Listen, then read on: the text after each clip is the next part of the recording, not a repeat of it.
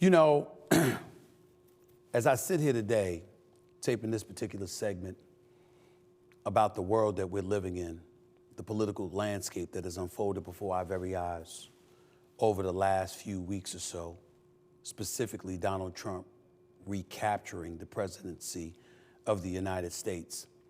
There's a lot of people out there that are feeling very down and very sad and highly concerned about what the future holds. In case you haven't noticed, I'm not one of those people. Now, for the record, I didn't vote for Donald Trump. I didn't vote for him because I thought he was a divisive force. He was somebody that would create a bigger divide rather than galvanize folks and bring folks together. And I was incredibly worried leading up to the election that the race was going to be so tight that either he'd lose and claim he won, as he did in 2020, and create all kinds of chaos, or he'd win by a narrow margin, and we'd hear folks on the other side, meaning the left, lamenting how maybe it was rigged against them this time around, and all of this other nonsense that would serve to further divide this nation. That hasn't happened. Donald Trump won the presidency convincingly. He did it by capturing more of the black vote, more of the Hispanic vote, sweeping the swing states, winning the popular vote as well as the electoral college vote, and essentially doing so in such convincing fashion that it also left the Republicans holding the House and the Senate come next month in January. In some people's eyes, that's reasons for negativity. I look at it as an opportunity. An opportunity for the Democratic Party to get their stuff together, and an opportunity for Donald Trump and his administration to live up to promises made and to direct this country in a forward direction without looking back. Let me get to the Democrats first, and I'll get to the Republicans in a second, because I want everybody to know that I don't root against any president, and I'm not going to root against Donald Trump. I'm going to root for him to be successful, so long as that success benefits everyone, not just the constituency he may be inclined to cater to. But before I do that, allow me to get into the Democratic Party by simply asking a question. Are you ready to entertain why you lost? Are you ready to stop debating amongst yourselves back and forth? Did we go too far, whether or not we went far enough? Are you ready to concede that indeed you went too damn far with the identity politics, with woke culture, with cancel culture? Are you ready to concede that? Censorship and deplatforming folks, embracing far left, unpopular policy positions. Are you ready to admit that all of that was wrong? You would need to, because right now you look like a party that's lost. And I know there's a bunch of liberals out there that are raising holy hell, looking at somebody like me and others saying we don't know what the hell we're talking about. You know what we do know? You lost. Well, you know what we do know? You lost convincingly. You know what we do know? That you are now disempowered. You've been rendered practically impotent. So much so that in a time of progressiveness, where you got somebody like AOC, Alexandria Ocasio-Cortez, competing with Nancy Pelosi, the 84-year-old Nancy Pelosi, who recently had hip surgery.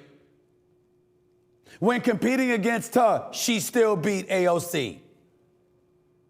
Because somewhere along the way, somebody said, you know what? We don't need to move further left. We need to listen to the audience out there, the constituency out there that's saying, center, be a centrist, or at least left of center, don't go to the fringes. If you're the Democratic Party, are you willing to accept that? Are you willing to accept that inflation happened on your watch? On Trump's too, to some degree, but certainly yours. Are you willing to accept that the crime in the streets was uncomfortable to see, that the homelessness in the streets was uncomfortable to witness? Are you willing to concede that you can't be all things for everybody? That in any society, particularly a capitalistic one, that everyone doesn't get to enjoy the same fruits of one's labor? Are you willing to concede that, Democratic Party? Especially if you're somebody like Gavin Newsom in California. Because when you look at the high taxes, the price of food and gas, the money that comes out of your paycheck, the open borders, the homelessness, the crime in the streets where people getting out the same day they got arrested. When you see all of that, do you understand now how uncomfortable that is? Do you realize that people want to be safe and they want to earn an honest living? If you're the left, do you understand that that's what people want to hear in the year 2025? They don't want to hear about an insurrection from 2021. They don't want to hear about election denials. They don't want to hear about that. That's not what they care about anymore. It's not that they don't believe it didn't exist or anything like that. It's that it's the past. It's over. Now you got to get with the program. And if you're Donald Trump and you're the Republican Party, do you now realize the lofty position that you're in? Let's understand, ladies and gentlemen, that at this particular moment in history, the Republicans have an opportunity to own the political landscape for years to come. J.D. Vance is young. He ain't 78 years old like Donald Trump, going on 79. Marco Rubio, your Secretary of State to be, he ain't old. If you're Donald Trump, do you understand what times you have before you? You understand it was a mistake to even come to Matt Gaetz to be the Attorney General, right? You understand that with Pete Hegseth for Fox News, I'm not getting into his personal affairs and what he may have been guilty of or what he proclaims to be innocent of. I'm getting into a dude hosting a show on Fox News for the weekends. And suddenly he's going to be in charge of 3 million people with the Department of Defense. I'm saying, hold on. This is an opportunity, Republicans. This is an opportunity, Donald Trump. You've never been in a position in my lifetime where you had so many different communities willing to embrace you and feel like you might embrace what their beliefs are, what they feel, what they think is in the best interest of this country. You might not want to talk about Project 2025. You might not want to be fixated on being a pro-lifer. It ain't necessary anymore. Yes, Roe v. Wade has been overturned. You got a 6-3 conservative majority in the courts, the Supreme Court. You got all of that going on. But I'm looking at some other things. I'm looking at a GOP, how it's become a big tent party, how it's picked up prospects that were Democrats, alienated Democrats, like Musk, like RFK Jr., like Tulsi Gabbard, like Joe Rogan. I'm thinking about your message. How the Republican Party wants less of your money. How they want to spend less on government. How they want to cut waste. Are you going to be consistent with that message, Donald Trump? Are you going to be consistent with that message, J.D. Vance? Are we going to focus on what actually won you this election? I'm thinking about a Trump administration right now that's fairly popular with both parties, according to recent polling showing how Americans are on board with a lot of, the stuff that he's doing in his transition prep. They're even on board with things like deportations. Now, they may not want mass deportations of just anybody, but do they want the criminals out of this country? Sure. Do they want the borders closed since over 12.5 million people were let into this country illegally? Sure they do. Are you going to be consistent with that, Donald Trump, or are you going to go overboard? I'm reading some notes here about the 119th Congress and how so much hinges on them. I'm thinking about the Trump and the GOP campaign message and how it was less about speaking directly to voter blocks and more about proposing common sense ideas that are good for all instead of just the people who vote for them. Do you recognize the moment that you have? If you're the Republicans, you have never been in a better position over the last 50 years. When I've given speeches and people would ask me about my vote, I would say I'm an independent, even though I mostly vote Democrat. But I would always say independent. Why? Because I want you to flatter me. Because I want you to know I'm open-minded to receive the flattering if you're willing to give it. I just never saw the Republican Party willing to give me that, like I saw this go round. But when Donald Trump comes along and he says, what do you have to lose? And it forces you to look at the Democratic Party, you got to pay attention.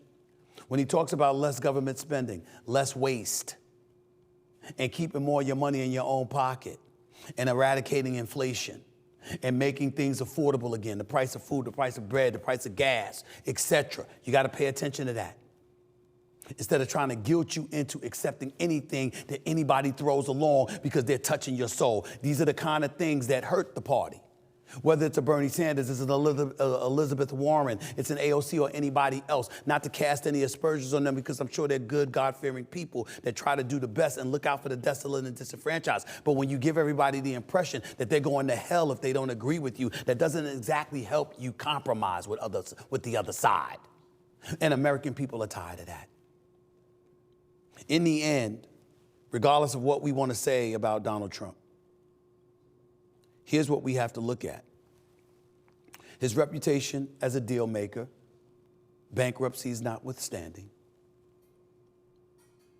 ultimately shows you that sitting across the table conducting business is something he's willing to do, which involves listening.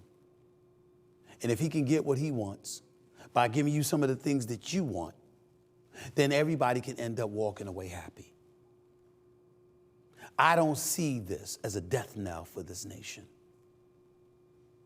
Am I concerned? Sure. Am I sure that Donald Trump will do what's right for everybody as opposed to just people who have fealty towards him? No, I don't. That's my number one worry with him. He's more interested in having loyalists than people who are ultimately competent enough and qualified for the jobs he'll put them in. Don't be dictatorial or authoritarian in that way. Have people who are committed to the cause, but people who are willing to get the job done in the best interest of the American people as opposed to yourself. If Donald Trump, dare I say, shows selflessness instead of selfishness, now that he has secured the presidency for another 4 years, and this is his absolute last term that he can be president, and he's concerned about legacy in a fashion that will enable him to say, hey, I want to make sure that I'm doing right by everybody. And that's how he comes across. The Republican Party will be in a better place. Minority communities in this country will be better suited as well. Because what it will do is force more of us to look in the direction of the Republican Party, which means that the Democratic Party will no longer be able to take us for granted, which means both sides would have to appeal to us in an effort to gather our vote. And to me, that only makes things better, more interesting. In a capitalistic society especially, nothing makes the world go around like competition. And I love that. That's what we need. That is what I'm wishing for in 2025 when it comes to our political landscape. I hope y'all received that message in the spirit that I was trying to give it to you. Hold on to it. Hold it tight. Remember what I said, because you'll see me talking a lot more politics in 2025. I'm just getting started. And if you know anything about me, I come out swinging. Remember that. Peace and love, everybody. Make 2025 a good one.